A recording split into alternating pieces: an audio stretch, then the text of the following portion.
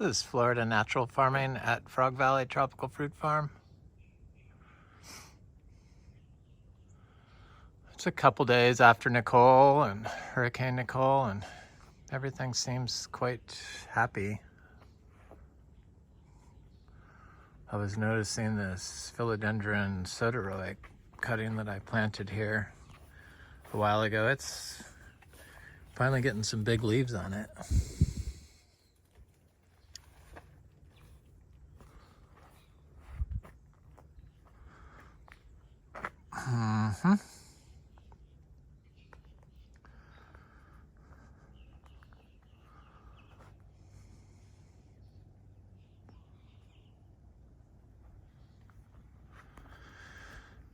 So I think I'm gonna walk from the front to the back of the property, and I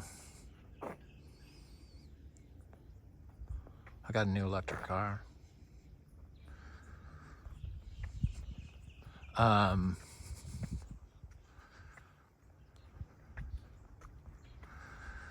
And talk about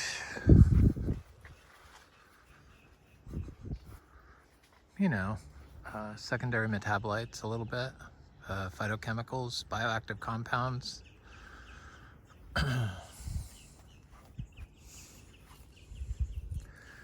I'm kind of obsessed with making and drinking tea from the fruit trees. So I was just looking at this Melicoccus bujugatus. Is that how I say it? Probably not. Gignip, the Spanish lime. And it has lots of known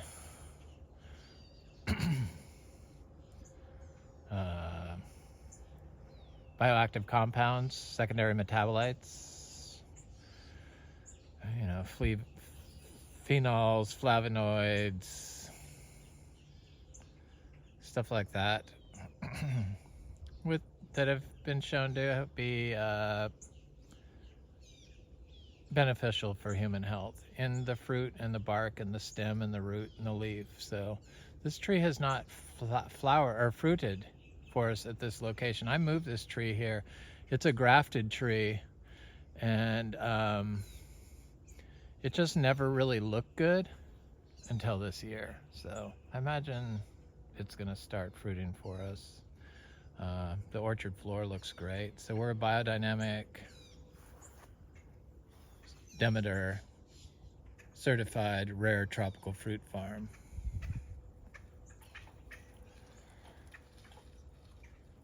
Look where people are here.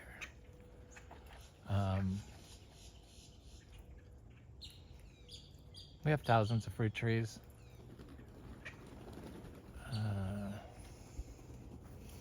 All different types.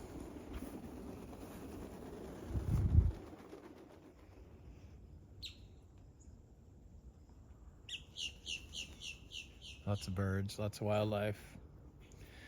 We grow everything the same way. We dry farm everything.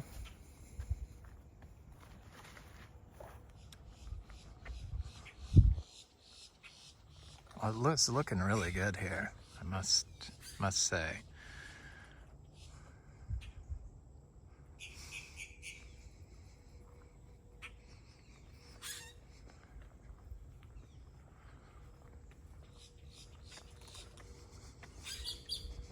So I've been drinking the fruit leaf teas for, it's been a while. It's been several months, more than a half a year, probably almost a year. I need to look, figure it out. I'm fairly new to it, but I found that they actually make me feel better. So I collect leaves from like this mango and the achacha and the jackfruit and the kwaimak and the mulberry and the Rollinia. Look at these Rollinia trees. This is the Biraba, Rollinia deliciosa, Annona. that hasn't fruited for us before, but that sure looks like it's possibly gonna hold fruit this time. We'll see.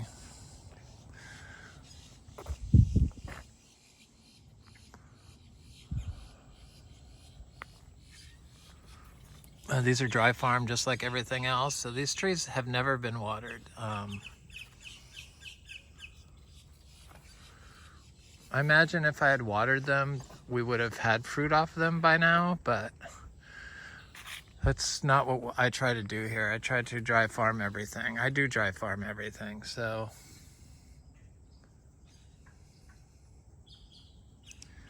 Looks like maybe we might have some fruit. That'd be nice.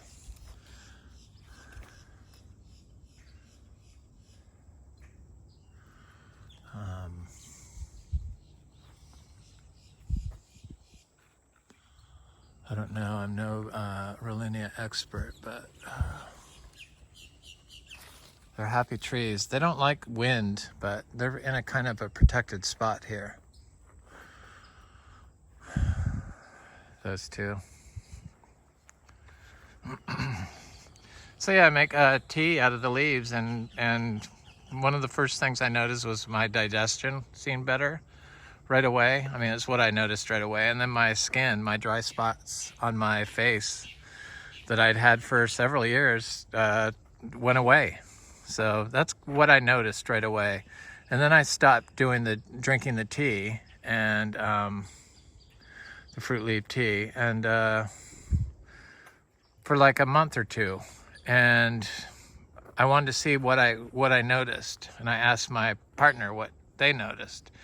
And what I noticed is that I was like not as like mentally sharp, I think, and was more stressed out, and they felt the same way. So we started drinking it, and instantly I felt the results. So it's like, I don't know, everyone's different, but I'm just saying what I felt. And a lot of these fruit leaf trees that we grow here have been used as medicine for a long time by indigenous peoples. So the science backs it up finally with the molecules that they find, which are the phytochemicals, the secondary metabolites, or bioactive compounds, which are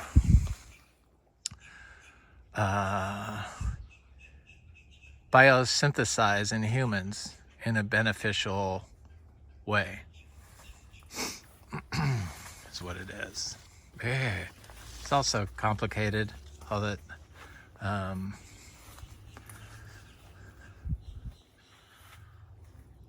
molecular biology. Here's a philodendron meme cutting, and it looks really good. That's a new leaf, and then that is a new leaf coming out. So it's thriving. Got this Alocasia, New Zealand, or New Guinea, that's it. What is that? I moved it over here because it was just too dry in that other location. I did some cuttings out here. Philodendrons.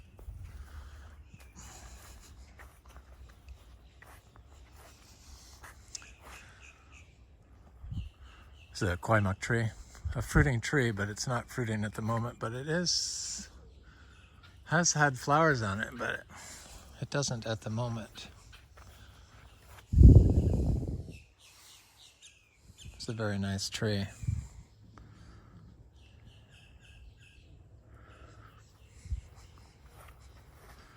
So all these bioactive compounds, the secondary metabolites, and the antioxidants and stuff that are in these tissues of the plants. I'm just going to go look at my vegetable garden.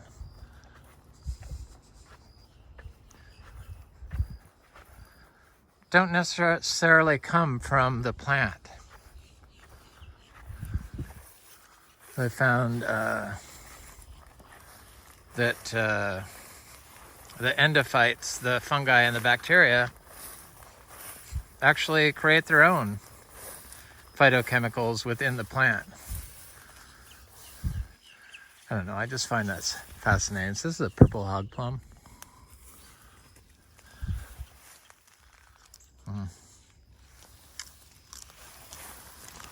That's chaya. It's a small leafed one.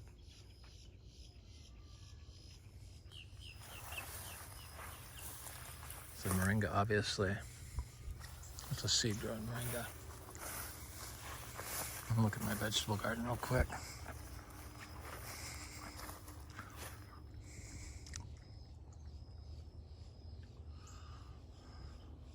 This katuk is like huge.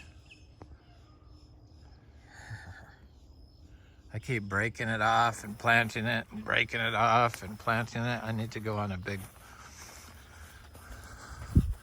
Oh yeah, the vegetable garden is... She's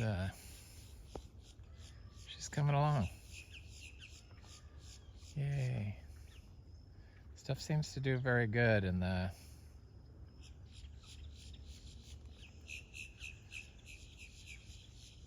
pure zebu manure mixed into the soil. Dry farmed. I try to grow everything the same way.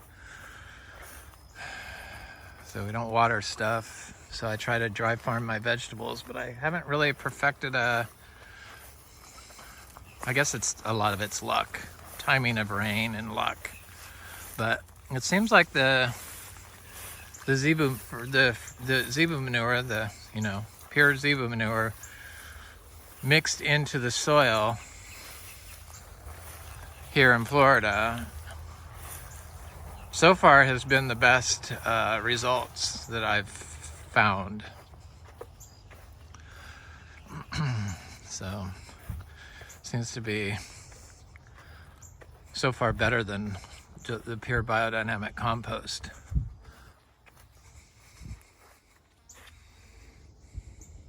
But maybe I was using too much biodynamic compost. Maybe if I had mixed the compost into the soil like I did with the cow manure, it would have been better.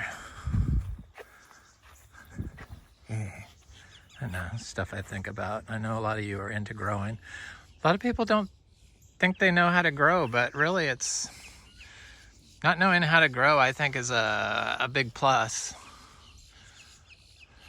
Because you haven't developed any habits. Bad habits. And what I've discovered in Florida really is all you need to do is add some clean manure, small amounts, and your trees generally will survive. Of course, we don't walk on anything. This is like a farm plan, so we have a paths that we take, but all the rest is unmanaged space that we are growing tropical fruit trees in that we don't walk on. I don't walk through here. I don't walk through here. I mean, why would you walk through there? It's not, it's not, there's not a path anyway, so so we stay off of it.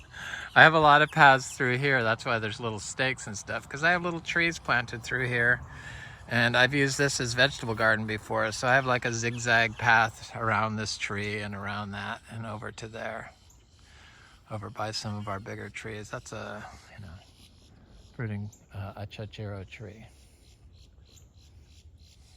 This is all dry farmed stuff here in Florida. And my friend said, stop doing videos showing how good it is here, because everyone's moving here. Yeah, everyone's freaking moving here. It's crazy.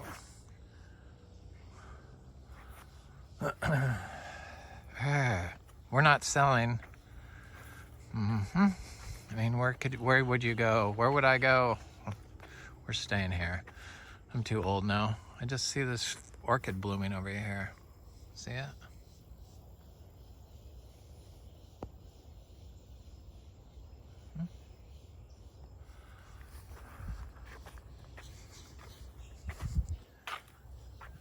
That's a nice purple.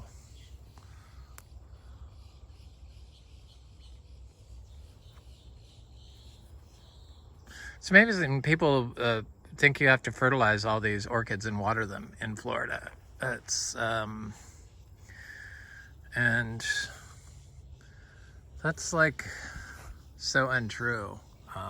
They're all getting ready to bloom, so they'll all be popping out their flowers here real soon. They never get fertilized, they never get watered, just like everything else. They are dry farmed. Here's a, I just did this cutting of the philodendron tenucross. Sorry, that leaf does not look good, but there's a new growth there that hopefully will. I know I put it on the palm tree, but I have so many palm trees I have to experiment a little bit. But this is a philodendron muscara. Chironier. Muscara. There's a new leaf there coming up. So I put it on this guanacas, this small guanacas tree, you know, the elephant ear tree, nitrogen fixing tree. That was the original leaf right there, that trash looking leaf. Probably can't see it, but it's mostly eaten up from when I did the cutting. And then I saw one over here.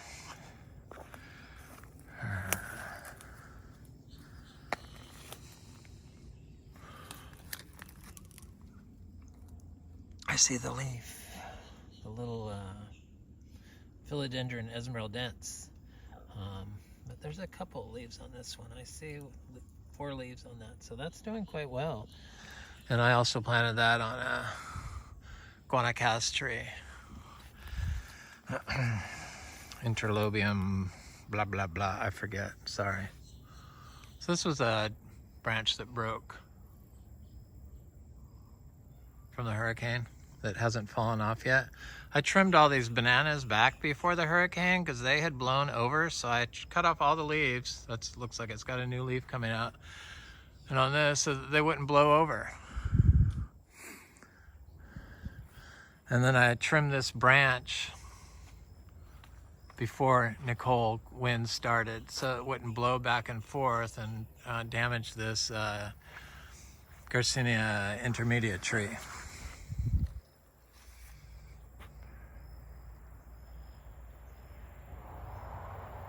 It's got fruit on it. I like the leaves for tea, especially this one, all of them actually. Cacao. This should be blooming right now. It had young leaves on it during the hurricane 2 times, both Ian and Nicole, and that's what happens to the young leaves during hurricanes. They get trashed, but they're tough trees. Doesn't seem to bother it. The cacao can take, that's a fruiting tree from 5 years from seed. It fruited for us last year, or this year, beginning of this year, and can take flooding, and it can take, they got little standing water in this ditch. That's not bad compared to everyone else. This is a Philodendron maximus, and it's got a new leaf getting ready to come out. I'm so excited. This plant was like it was hard to get going. It was like, it had like 3 inches of osmocote in the pot, or, you know, slow release fertilizer, 3 inches of plastic mixed with a couple of like pieces of bark. So it had all that stuff washed away, and then I planted it out in the orchard. I put it in compost, and it was so big I planted it in the outside here, but it couldn't survive the drought. This is a kumquat that got eaten up by those caterpillars, those swallowtail black swallowtails that like the citrus, but it's got a bunch more leaves on it, and it looks fine. I like those butterflies. Of course, none of them are going to be out right now because it's so foggy and wet. I need to dry their wings off.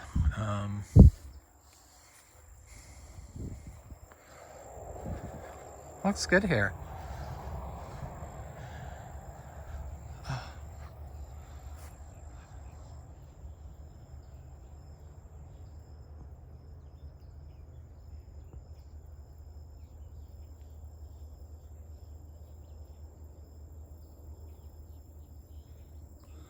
That's why you don't spray the copper.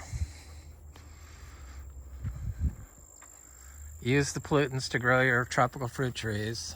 That's why we don't do it. It's Biodynamic Certified.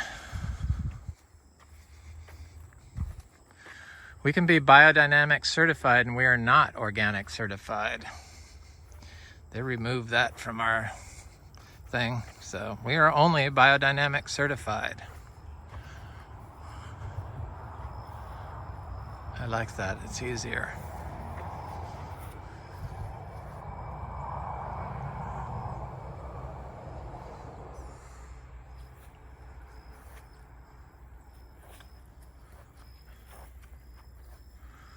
I've been getting mulberries off some of these trees. It's a mulberry tree in case you... Chiang Mai 60.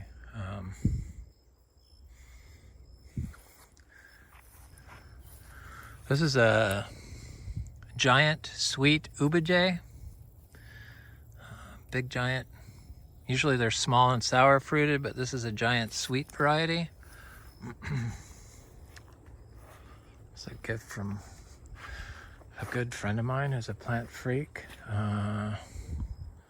Thank you, Frank. He brought me some good plants the other day. We had a plant exchange. He wanted seeds and I wanted trees that he had. He had one of the, I don't know, some good new mulberry that's going around and some other stuff. I'm still obsessed with it, but I don't really buy any plants anymore, thank God. There's some aroids that I still want, but I'm not obsessed with them. I don't need them. Looks pretty good here. Look at the bananas. Pigeon pea. I don't know. It looks better after we got 6 inches of rain. We got about 6 inches of rain from Nicole. All these pigeon peas growing in here. This is a patamba. I don't like the patamba.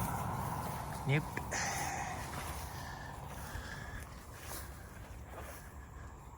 They're okay, but it's yeah. It's not my thing. Bananas are looking good. They look good in the fog.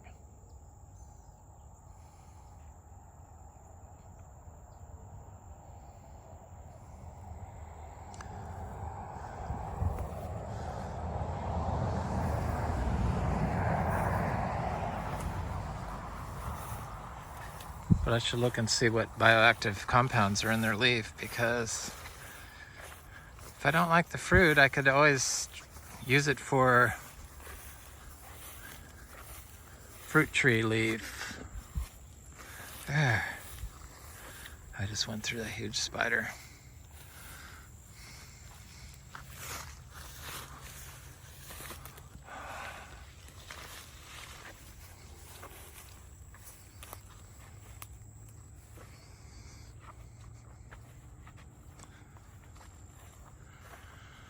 I don't know, Florida's so beautiful. So pigeon peas are getting ready to bloom. That's always nice.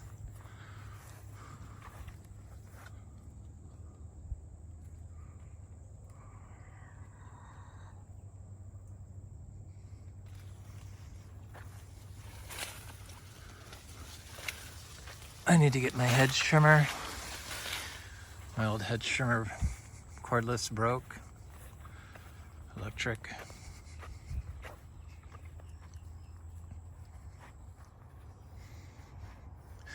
So the fruit leaf teas, the fruit leaf with their the secondary metabolites in the leaf tissue, a lot of it comes from fungi and bacteria. The endophytes, they're discovering that the endophytes is actually where the bioactive compounds are being generated.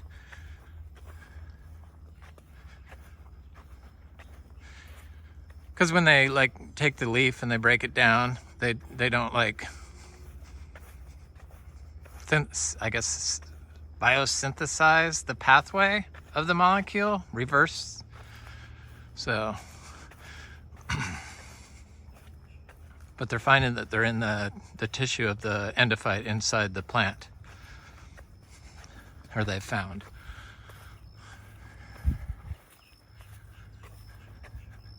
It's just fascinating, all this stuff. It's what I like read. I read, become obsessed with, look at stuff. Want to know more. It's just never ending. It's like this unwritten spectral molecular dictionary on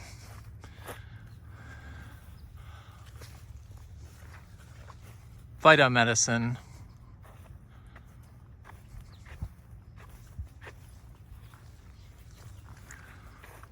phytomolecules in plants.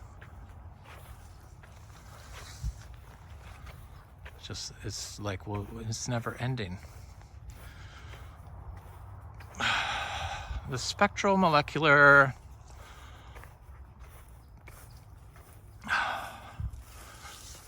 Plant Dictionary, I guess is what it is. It'd be like, I can't even try to remember all this stuff. It's just impossible. The stuff that they're identifying and the names. It's like a whole new language.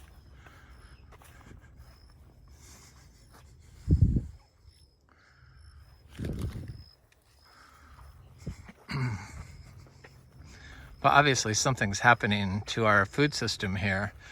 The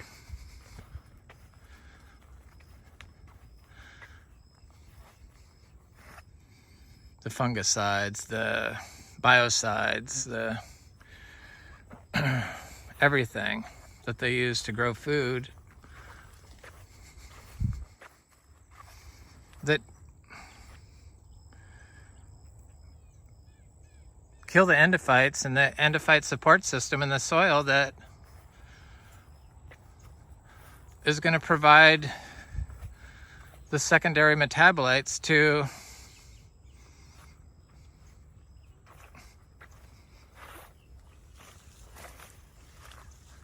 break down and utilize the vitamin C in your fruit, in your body. Everything's looking good. The mangoes look good back here. This is like a little tiny ditch, and this guy owned it before, just dug it out huge because he had all this standing water because he clear cut the forest here. Not this person, but the one before that owned it before that first installed this. Oh well. High maintenance, use of energy, disturbing the biology that is needed to reside in our healthy food. All these highly disturbed soil systems that they create for our agro systems today, they don't even look at support biology in the soil. They look at part of it. They'll add a fungi or two or an endophyte that they've identified.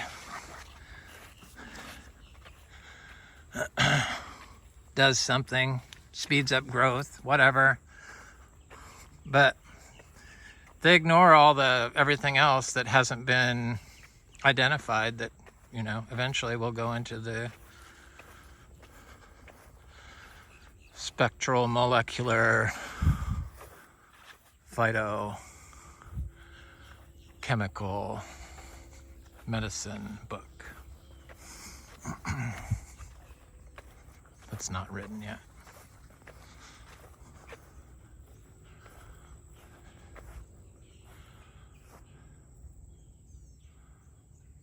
So these endophytes, their purpose, a lot of their purpose is to support the host, so to support the tree that they're living in by excreting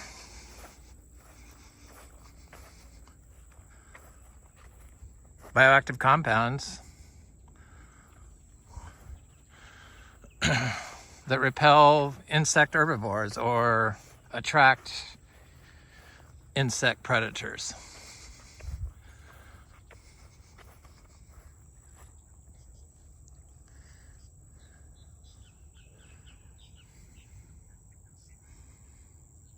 That's why I think it's so important to not water here for our fruit trees, for our tropical fruit trees, because it's the stress, the environmental stress that's gonna create the bioactive compounds and store them in the tree.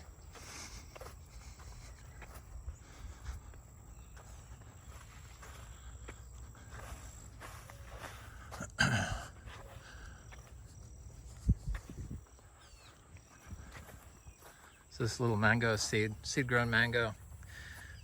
I don't know who it is, but it's got to be something good because I only planted good stuff back here. There's pigeon pea coming up back here. Of course, these are my pastures. There's a lot of feed in our pastures. So Priestley Adamoya, poor thing. Cotton candy mangoes. Candy mangoes, yeah. You can't even really tell there was a storm. I noticed people have standing water everywhere, but you know, we don't have any standing water.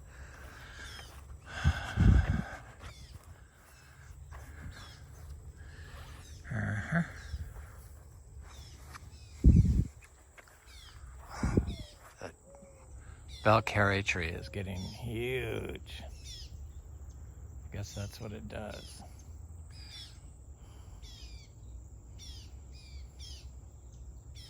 Good thing the mangoes are so big, they'll drop down, I could grab them. I'm looking forward to mango season. I think it's gonna be a good one this year.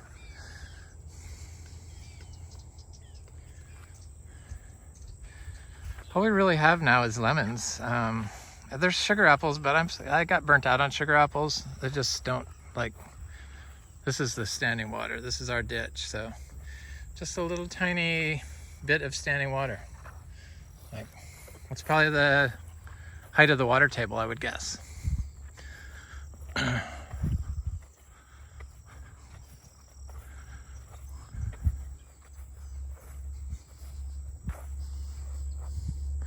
Yeah, we have lemons, and I can't really sell citrus, so I've been eating all of them. I'm gonna try to grow out all the seeds. Super good lemon, Amico lemon, it's our lemon.